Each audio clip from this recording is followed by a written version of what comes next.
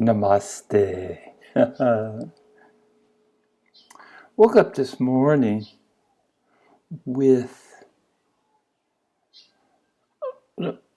really the mind was full, but I did a trifecta, a trilogy. 3 videos came to mind. Now, before in the old days I would have put together in one, but seems to be shorter, is more appealing, and perhaps more suitable. This trifecta, this trilogy, 3. But I'll start out with my teacher, the only teacher in the physical body that I surrendered to. And of course, that's how you begin the relationship, I think. He attracts you, but then now the ball's in your court. It's time to, you have to surrender. And this is a pretty important process to keep in mind, because if there's one word that I had to, that would encapsulate the spiritual pursuit, is surrender. And surrender up your mind, surrender up your ego, surrender up your control, surrender up any sense that you have of what's going on, what's what, to give it all up. And that's how my practice began, my serious practice. After 33 years, you'd think that that would count as practice. Previous to that, I had my years in Hinduism, 33 years of Rinzai Zen, but I gave up because of the mind. And the irony of that will be saved for another time. But today I want to talk about my surrender to a human being in the flesh. And I've come to recognize since this time that I needed his help. When I first came to him, he told me, first two things he says, hey, it's beautiful that you're 64, probably 64, 2012. I think 64 would be a good choice. Going on 64. But he said at 64, 63, that you still have, you retain the purity and innocence of a child. He says, I think that's incredible. I just don't know how you live in this world. You live of this world, and you retain that innocence and purity of a child. Good for you. He said, that's the first thing that I noticed about you. The second thing I want to tell you is that you are a bodhisattva. That in this lifetime that you'll awaken to your Buddhahood. And this is how we began our relationship. And over time I was come to see that through the process of 4 or 5 years of attending his meditations, and only to get the final challenge and to have him walk away, because he knew he was done. He'd done as much for me as he could. And I wanted to share about him.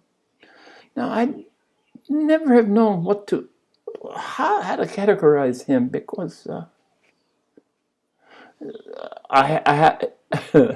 he's the only one that I surrendered to. And I guess he's a few years younger or similar to me. I'm not sure the age, maybe a few years younger, I think. I'm beginning to lean towards that way. But that's his chronological age, and it mattered not.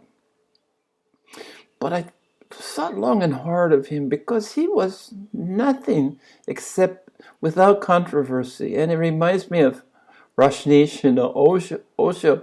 Their message and their methodology were different, I guess, but because Osho spoke English and I could listen to his lectures. But my teacher, we call him Sifu, teacher, spiritual teacher in Chinese, honorific title, guru, like guru or Rinpoche in Tibetan Buddhism. But anyway,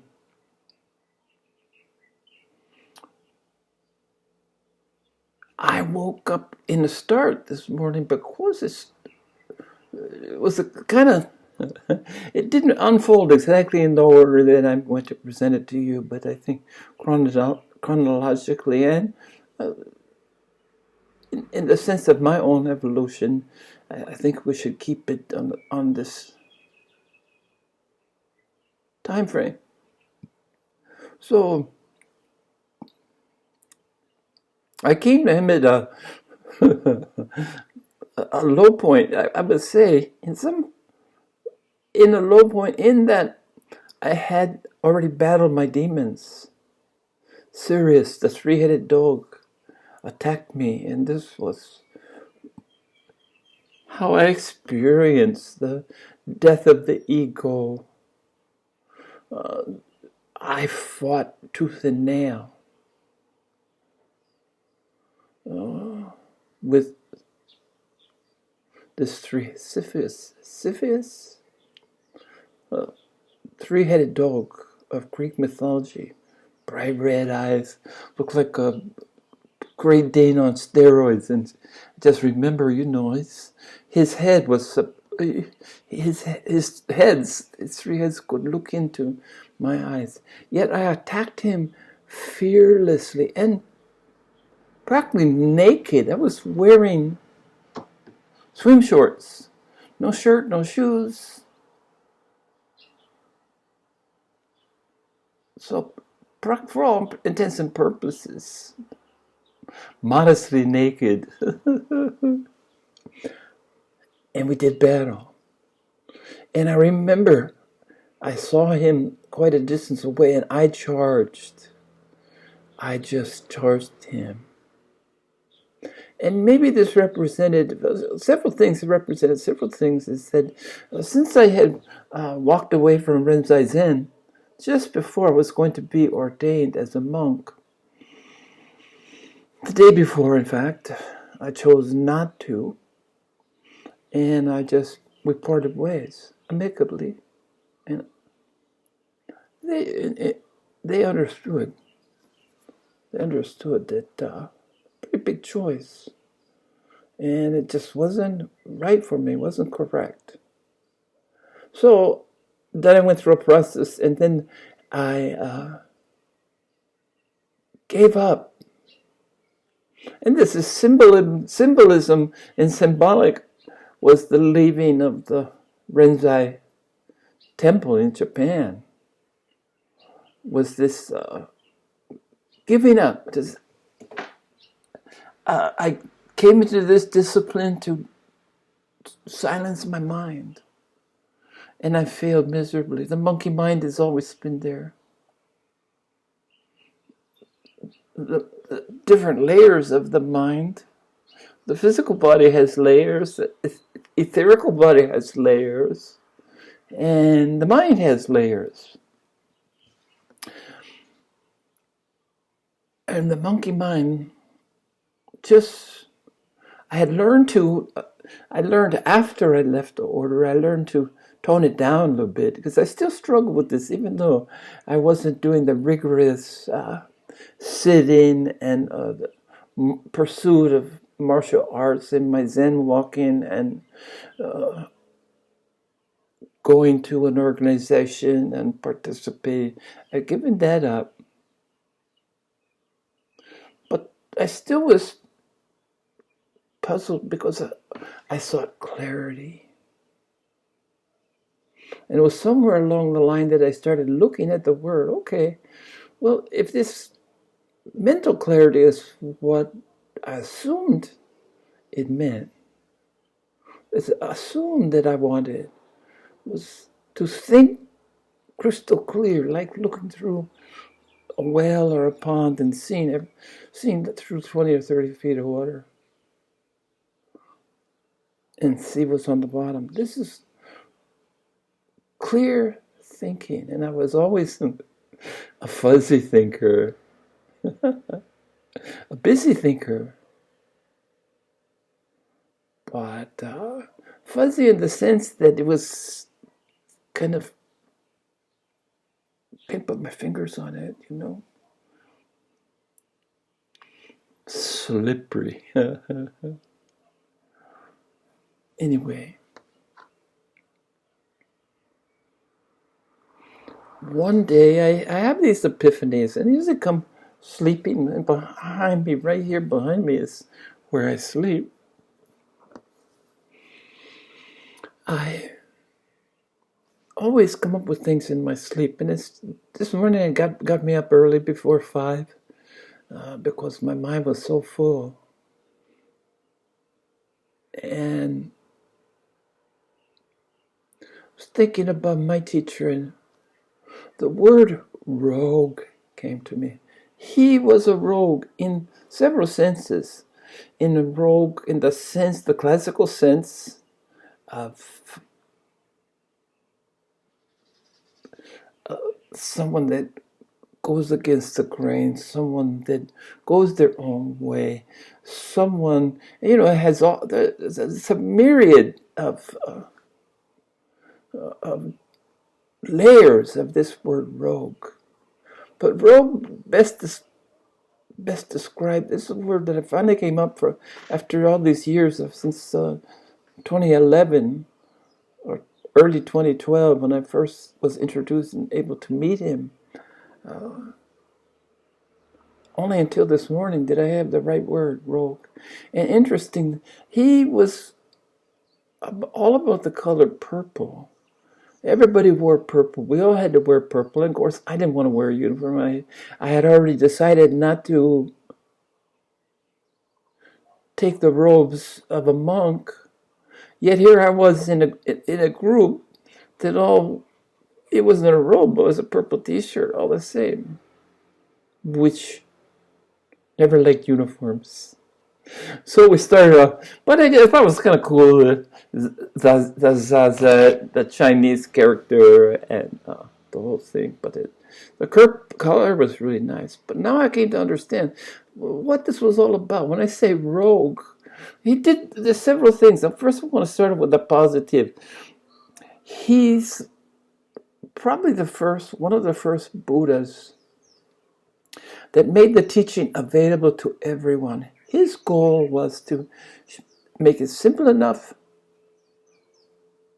that he could help everyone to begin on their spiritual path. Pretty ambitious. And when you're so grandiose, you're thinking of everyone, you have to really concentrate on organization. The organization, rules and regulations, and a socio-economic political structure. And later I was to find that it was very much based on the Marxist-Leninist model that both parties here in Taiwan, political parties, even though they're so-called the green and the blue, and they're supposed to be fighting, their leaders had the same Leninist background from education in Russia. This idea of a hierarchy, this idea of cells where they were kind of autonomous and nobody really knew. But the whole political structure, he based on that. And when I was to learn that he was a early cadre in the blue hierarchy, the KMT, the ruling party at that time. He was a cadre, a lower, which from a poor socioeconomic background, and closer to, they were thugs. They were thugs, and they were a type of organized crime. And he started out as a young, probably had nowhere else to turn to because they controlled everything. And he was probably interested in power from a very young age. So it's obvious that he would turn to this. And of course, he would come full circle with this to the point where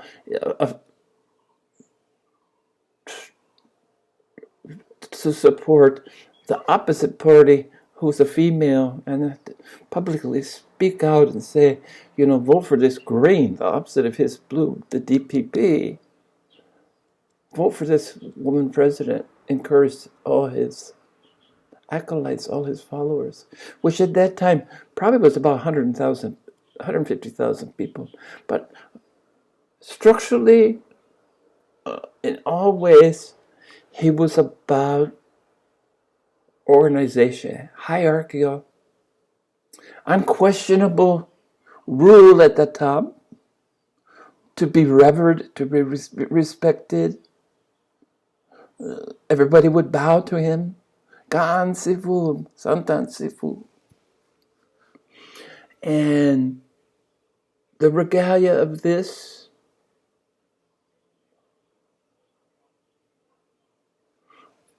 but rogue in the sense that the traditional groups, he got a lot of bad press, just like Osho did, deserved or undeserved. I'm not here to argue that. He did personally a lot for me, and that's all that I can speak to. But it was controversial. And then I started thinking about the color and purple. And purple is the purple or gold, crown chakra. Below is violet, the third eye. And blue. So from blue to violet to purple. And purple has always been the color of royalty, and he was nothing if not a royal figure. He was immaculate. Okay. He presented himself immaculately. He was a dandy, if I could put it any other way. When he was in his civvies, which I saw him a few times, he was perfect. Every hair of his dyed hair was perfectly coiffed. Immaculate. His mala was worth more than I'll ever make in my life. His 2 bracelets. But this is a presentation. And he was all about, was a micromanager. He was in total, unquestionable charge. And he was quick to knock down anybody that got too full of themselves. But it was, a struggle. So imagine, and he did a really good job. Imagine trying to organize 150,000 people and get them orderly into a place and have them disperse orderly without disrupting the neighborhood. He had the idea of seva, the selfless service, for the organization. And he had people at every step of the way, just incredibly organized. And it dawned on me this morning that was the color. That's why he chose purple. Because of royalty and regalia and the hierarchy and the obvious pinnacle with him being astounded, sitting on his throne on the very top. And rogue in this other sense that others outside the organization saw him as kind of a gangster. There was always some controversy. And what I loved about him is he would just say to his followers, they'd want to try to dispel or try to correct or whatever you want to call it. Try to support him. And he said, let it go. Let them say what they think. And I give him, my hat is off to him. And he's kind of disappeared into as yet undetermined circumstances. And I'll just leave it there. I don't know if I'll ever be clear of what happened to him, but he took me to the precipice. The precipice, the last step to enlightenment, the precipice into the abyss. And he said, jump. And he's turned around and walked away. So that's the rogue. That's my experience with the rogue and the color purple and the organization and my surrender to that, and also my abrupt discharge.